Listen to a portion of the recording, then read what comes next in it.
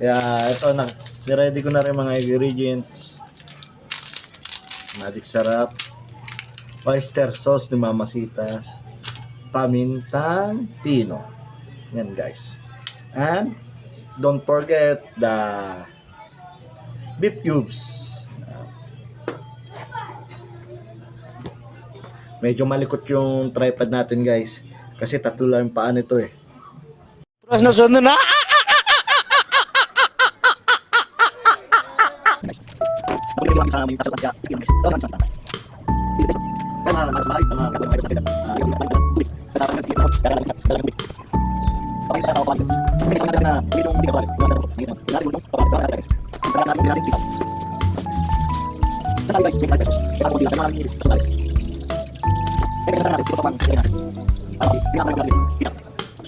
Yung binili namin sitaw, kumbaga umagahan, tanghalian, merienda, kung abot pa ng hapunan, pwede na pang hapunan dito.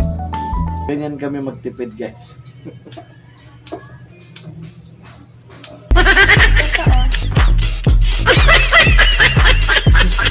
So, very easy.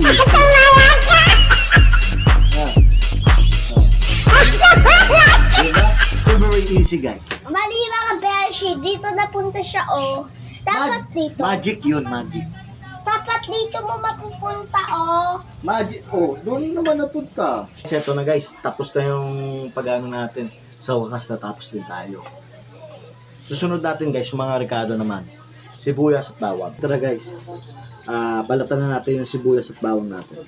Agent. Pasensya na kayo guys kung marumi yung aming dirty kitchen. Kasi di pa napaglinis.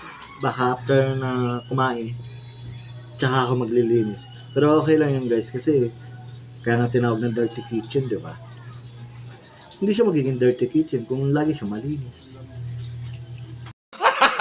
Gago! Nating prituhin yan guys. Hiwain naman natin. Kasi hindi na pwede nating isahog yan sa sitaw na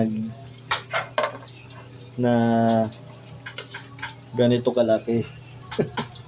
Ano ka nasisira, ulo? Terus nasunod na. Kaya gagayatin natin, hiwa-hiwain natin.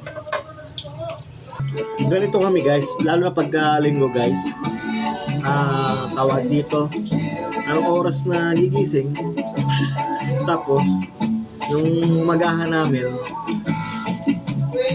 iluluto namin kasama na pati tanghalian. Take note, hindi lang tanghalian, pati hapunan. Kung may tira pa.